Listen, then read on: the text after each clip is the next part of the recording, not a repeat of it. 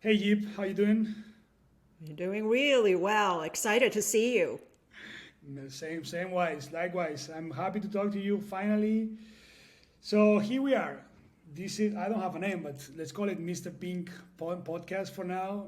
Mr. Pink PC podcast. You like it like that, or I did you love it. suggest? Mr. Perfect. Ping is a unique name, so why not, right? It is. One day we'll explain why we are called Mr. Pink, but not today. It's a secret story.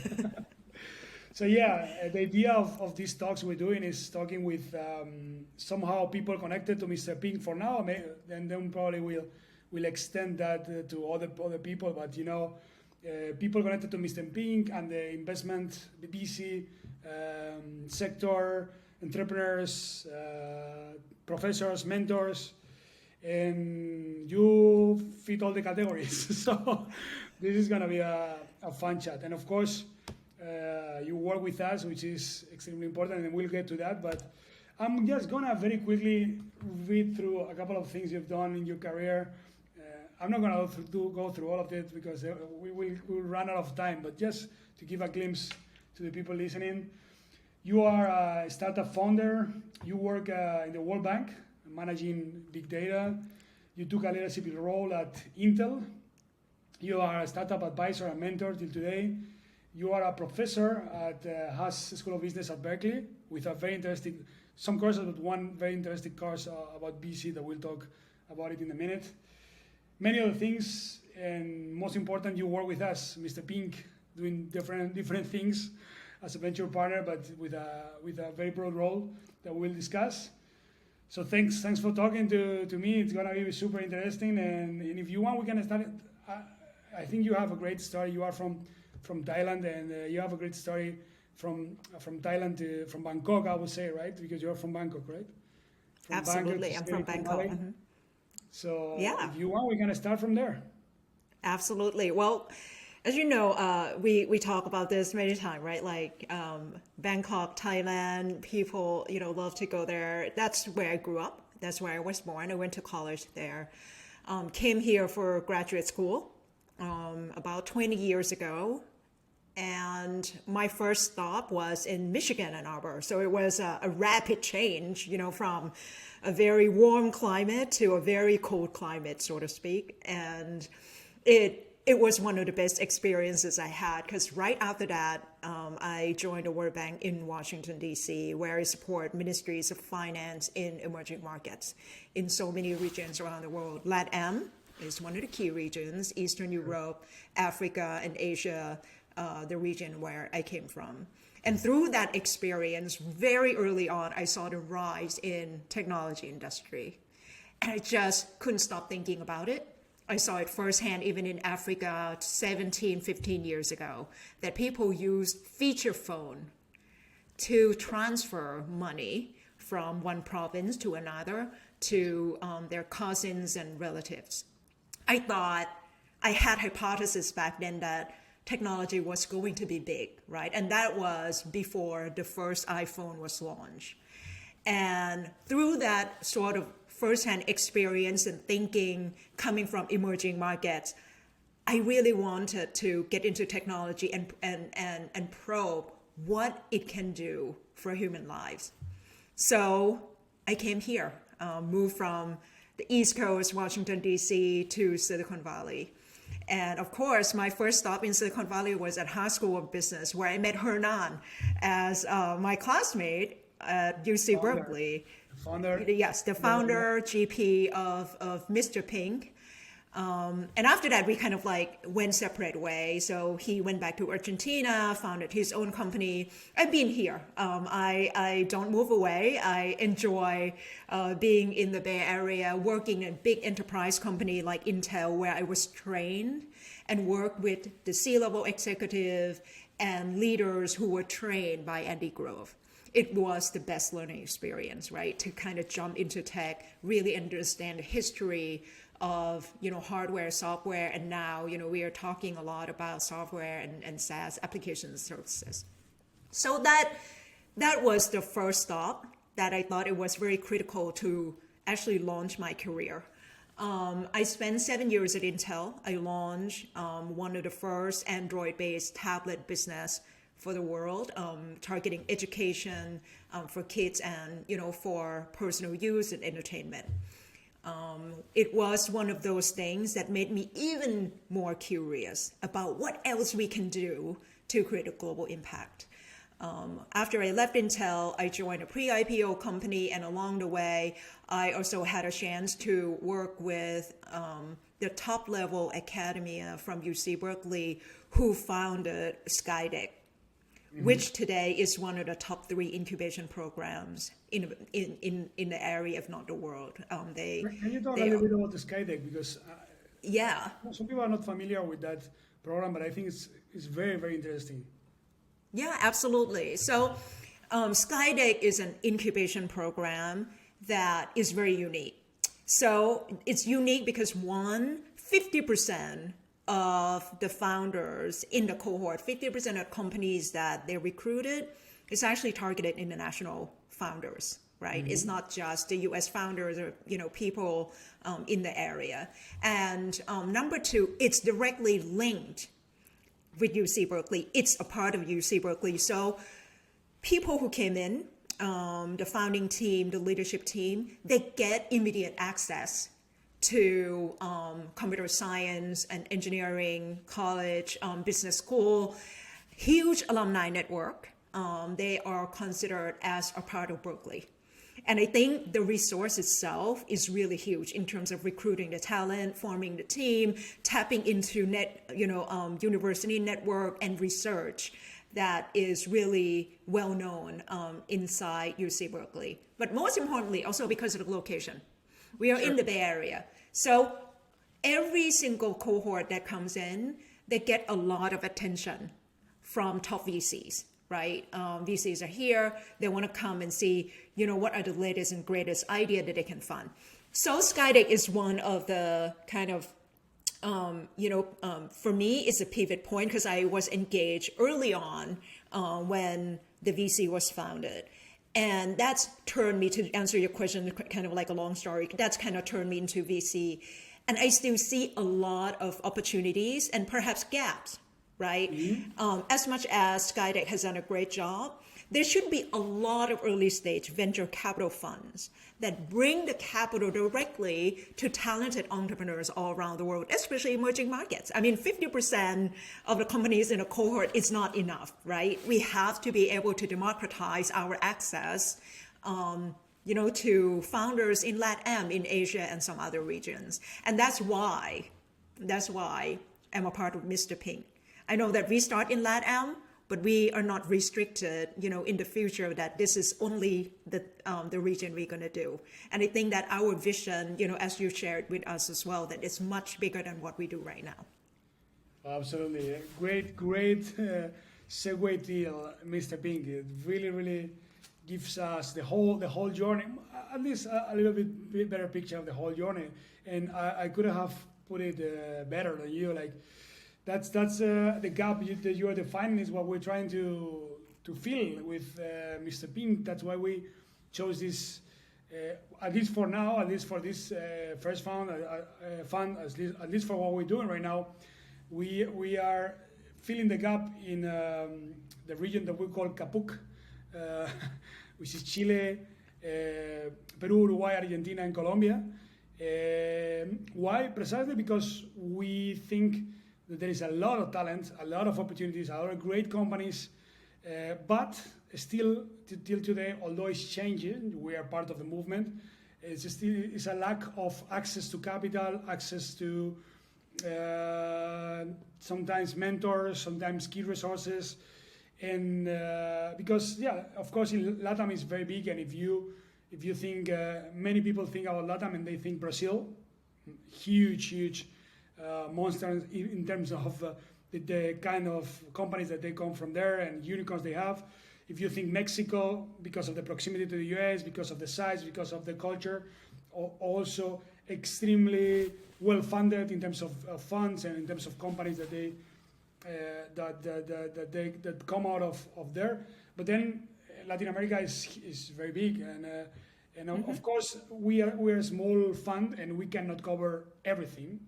And there is a key aspect which is a specialization. If you try to cover everything, you don't cover anything.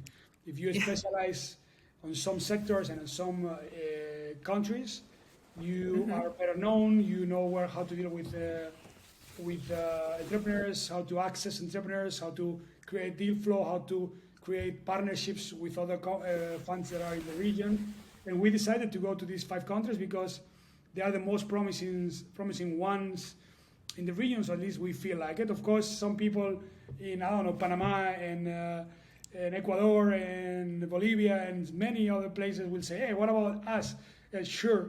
I mean, there will be somebody helping you, and we will probably at some point too, but you have to focus at some point, and we think it's a good focus that we have, and we are helping cover this gap that you were talking about. And doing a little segue on working as a VC in Latin America and LATAM, working with us, we have a fund that is somehow diverse, and we want it to be more diverse. But most of us, all of us, we speak, our main language is Spanish, but you. So the question is, Hola. how is your experience working with us? You can be honest. I will edit out anything. Oh, of course. But what's your experience working with a LATAM VC fund and working with people that speak Spanish mainly, and working with entrepreneurs with the main language being Spanish? Yeah, honestly, I don't feel strange at all. I don't, and I think that Good to hear. it's been my training since 20 years ago, since I started my journey at the World Bank as an economist. Right? I consider myself global, and not particularly that I have to be in the Bay Area only or in Asia only. It just, that part to me personally doesn't make any sense. When we talk about emerging markets, absolutely, LATAM is one of the top, given the opportunities that you mentioned. That's why we choose to go into 5 major countries first. I mean, what's not to like about working with MrPink? It's good to hear. The most impressive thing I have to say, because I work with a lot of VC funds, and I operated here in the Bay Area before founding MrPink and work alongside you. I think that what differentiated us is we are entrepreneurs and we are operators before becoming a VC. So we know deeply how hard it is, for founders to actually found a company and try to scale. And we bring that understanding into investment. We are ready to help them. And even if your first language is Spanish, my first language is Thai, but so what, right? Yes. We actually end up speaking the same language somehow, because we know what are the core issues and the challenges that the entrepreneurs are facing that we have to come in and help. And in fact, I would look at this as our competitive advantage, because I've been here for 20 some years, and we know what it takes. We see a lot of companies here, and we know what it takes to win. And this is the path that we want to bring top companies that we invest in when they want to raise the next round, when they want network, when they want exposure in the Bay Area, in Silicon Valley. That's what we can help. You travel a lot, including in Europe, and that's what you bring in, right? So even though we focus on LATAM investment right now, our exposure is actually global, if you really think about it. And I like also the fact that we are very honest with each other. Meaning, you're not too overexposed, but when we discuss about deals, which company we're going to invest in, which company we're going to pass, and here's our thesis. What thesis makes sense, and why this doesn't make sense at this point in time. An ability to be able to talk with open mind, regardless of who you are, where you are from. I think that where the best idea wins, and I think that's really telling a lot about how we work within the team. And it's a lot of fun. There are stressful times like any other venture fund, but it's also like a really good time. So to me, it's our core strengths more than anything else. Well, that we are different and diverse. Very well put. Absolutely, I'm happy to hear that. But also, like, yeah, we are an strange fund in a good way, because although we invest in mainly Spanish, not only I would say Spanish-speaking founders, although sometimes there are founders from other places in the world that has come to Latin America to create a company, so it's slightly different. But it's funny because most of the communications we have internally in the fund are in English, and a lot of our investors, I wanted to say most of our investors speak English as a main language, or that's the way we communicate. And our report is in English, everything is in English. And then we go and talk with Spanish, native Spanish speakers as founders. But I think that's, as you put it perfectly, it's a great advantage. It's like mixing both worlds, the connection with Silicon Valley and best practices, good connections, communicating. When we have our meetings, as you know, we debate everything in English. I mean, of course, an English conversation, because it's how it's supposed to be. Your Spanish is not there yet, right, Jeep? You're working on it. Oh, I say hola. All right. I'm trying to get up to speed on that. All right. It's great, as you put it. I think it's a big strength to have 1 feet in Europe, 1 feet in the US, and then constantly being with a focus on LATAM, but not forgetting that we are a global fund, and our investors, our LPs are global, our VPs, venture partners and partners are global. So I think that gives a lot of hedge to the fund, and I'm happy to have debates in English, where, as you said, like because that's another thing that I want to point out. Like, we don't have big committees as some funds. When we are discussing investments, they don't go through big committees. We have a process that I think we talked a little bit about it when we had the last conversation with Hernán, which is, I'm not going to go through it, but it has different phases, from very early with very little information from the founders to a little more information on the hard numbers or hard facts of the company to a more in-depth analysis by the GPs or the partners or everyone involved. And then we tend to go, when it goes to the last stages, to have good debates between everybody in the company, and especially people like you and all the partners, and we bounce ideas and we openly debate. And as you know, we are very direct in a good way. Like, do you like it or not? Why do you like it? I don't like it. I do like it because of this and that. And it's very rich. Liberating. Yes, liberating and rich conversation. At the end of the day, you take a decision, you hear all the points. Some points would come from people like you, which vast experience, but also different angle, completely different angle than my angle, and Hernán's angle, and definitely Diego's angle, which is another partners, or JP angle, or Gonzalo, which is more in finance. Like, and we put all together, and we think we reach good outcomes, good conclusions. I'm happy about it, at least. Yeah, absolutely. We take every deal seriously. So that's why there are a lot of internal debates, great debates. With a different approach. Not like extreme bureaucracy, long investment committees. Like, our committees is a conversation that we're having, where we put ideas, then we elaborate some kind of memo where we say, yes, because of this, no, because of that, and we come to a conclusion. And very happy about most importantly, a lot of people didn't realize that, we are VCs, but we are entrepreneurs ourselves. I mean, even the way we operate the fund, right? As you said, this is our fund one. We focus on 5 countries. We actually have to also build a fund, right? And that is also entrepreneurship. And, that's how we really understand how challenge it is, to get to make sure that entrepreneurs would benefit from our knowledge and network, and that's how we can help. Absolutely. And I've said it before, I'll say it again in English.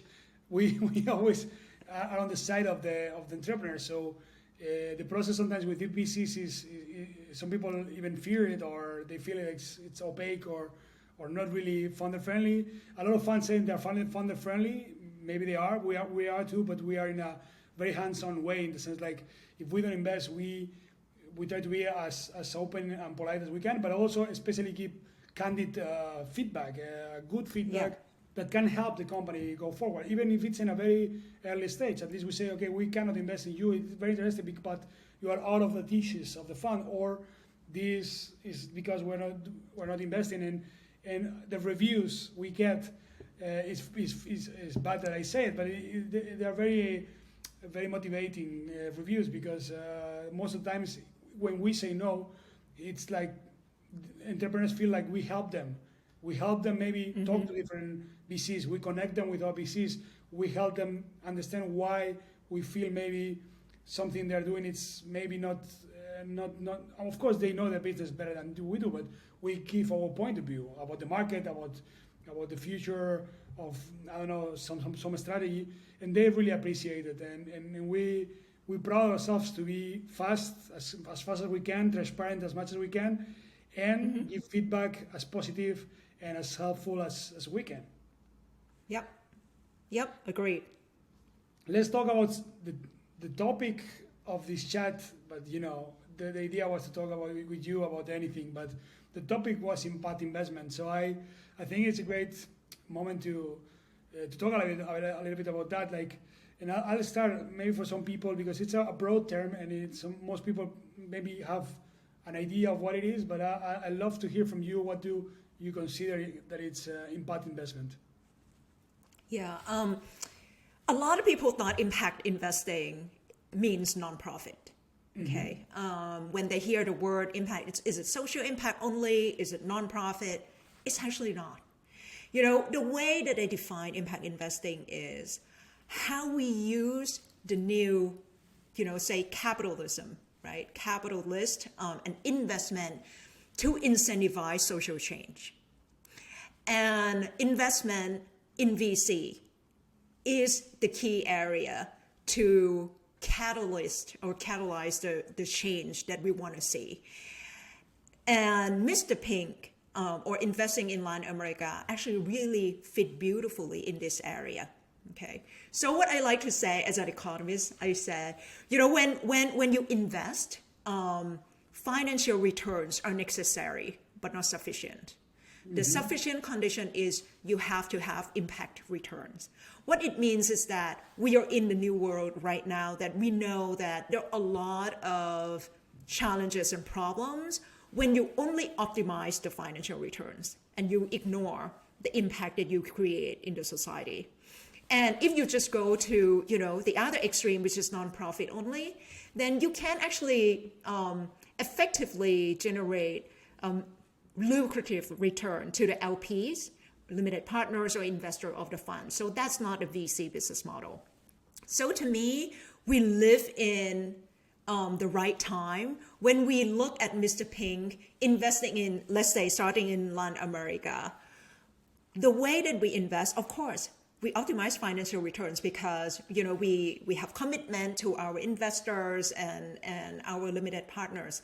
But at the same time, the sectors that we choose to invest in, whether or not it's fintech, financial inclusions, health tech, we really care about health deliveries, that would scale and expand throughout the region, if, not outside the region as well. Food tech, ag tech, agriculture, that hopefully, in some cases, it would also reduce carbon monoxide and whatnot. All of these areas create positive social returns, and we call them impact returns.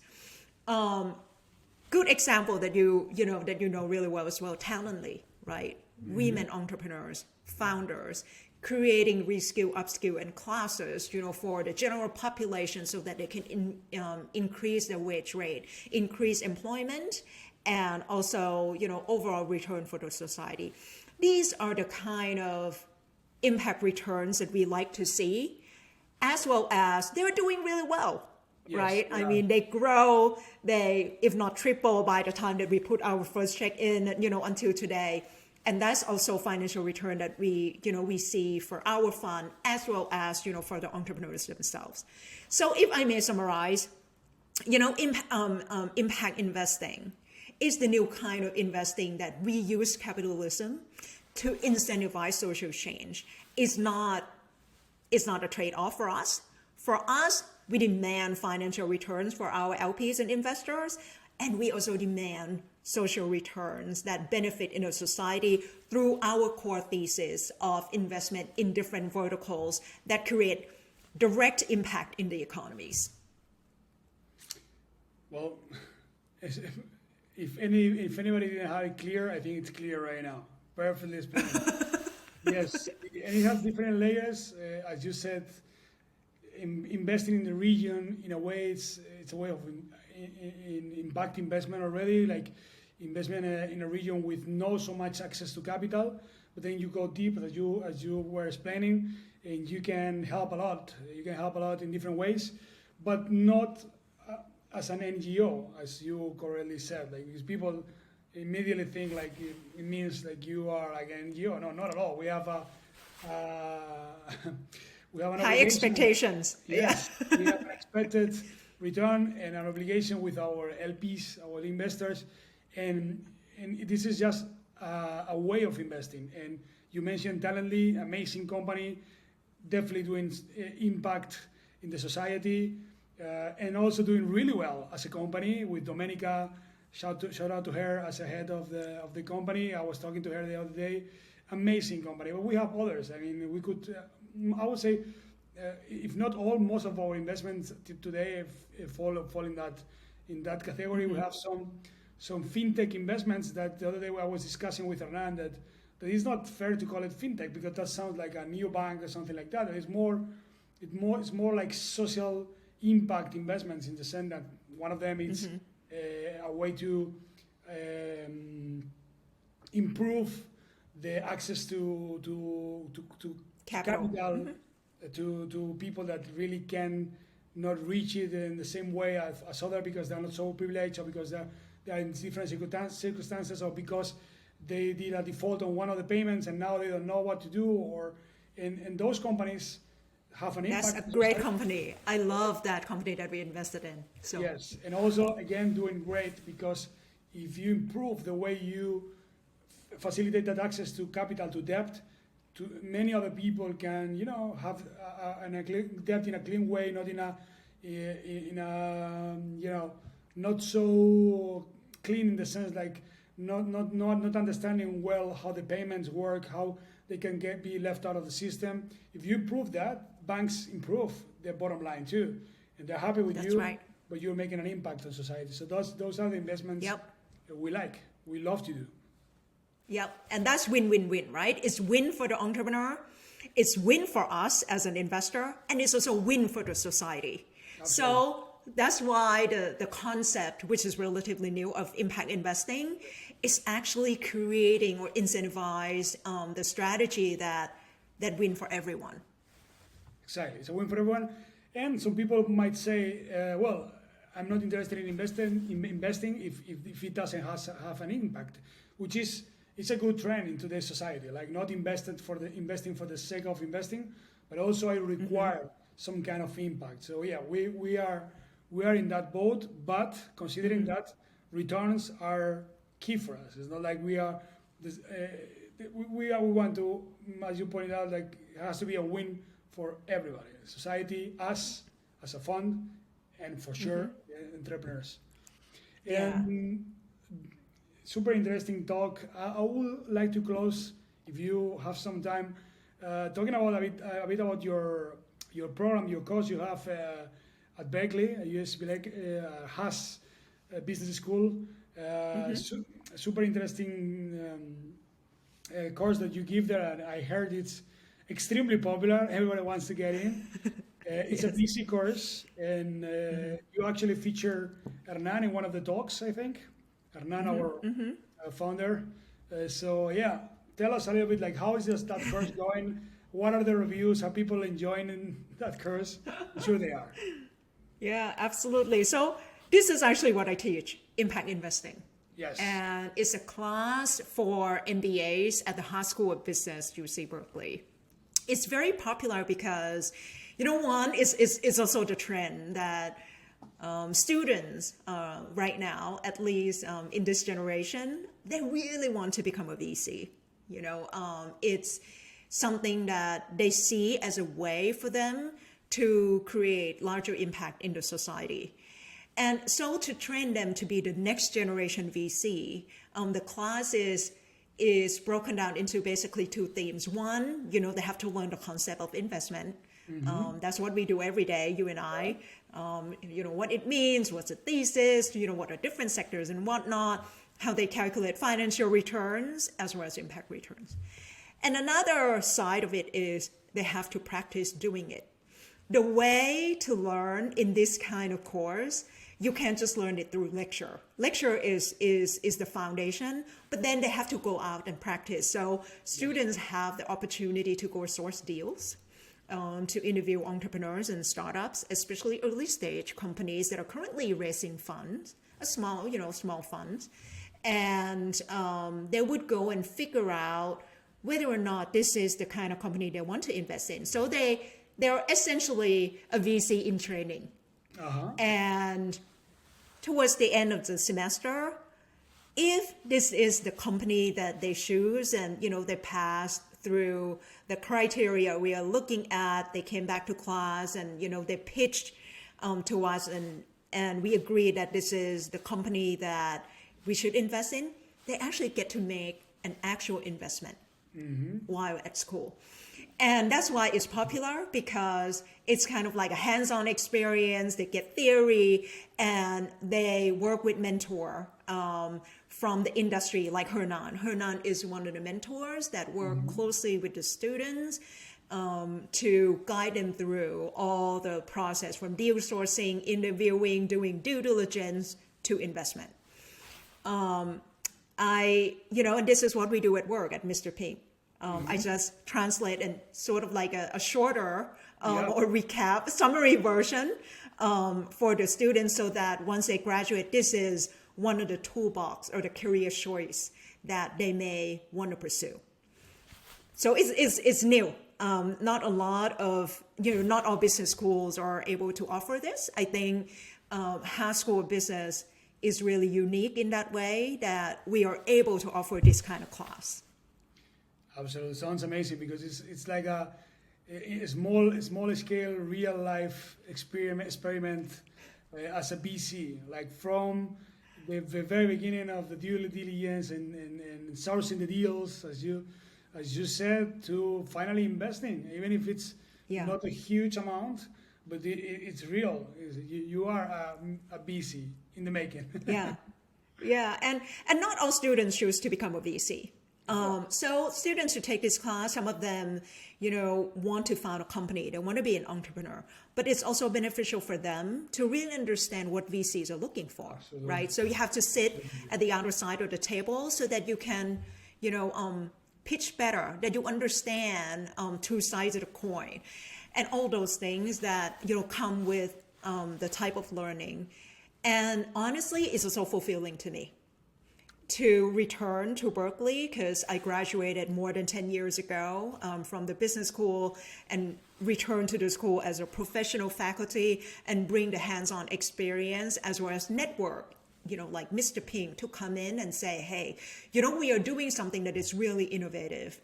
We are investing in emerging markets, and these are actually really, really amazing deals that we have, and while creating an impact. So it became the real life case study for the students, whether or not they choose to go and take this career later on, that's their choice. But at least they have the mindset that from now on, what you need to do, you have to think about, okay, whether or not this is impactful, whether or not this is creating meaningful return, and look at multifaceted from different stakeholders in the industry and how to create win-win solutions. Absolutely. Well, I think that's a great way to finish this conversation. I mean, we have talked about many aspects of the industry, of you as a professor, investor, with us at MrPink. All left to say is thank you for your time, Jeep. Really, it has been a pleasure talking to you. I love working with you and talking to you. Thank you very much. Yeah, next conversation we'll have it in private with no cameras around, but we have the same fun. So, adiós, Jeep. Hablamos pronto. Chao, chao. Thank you. Bye.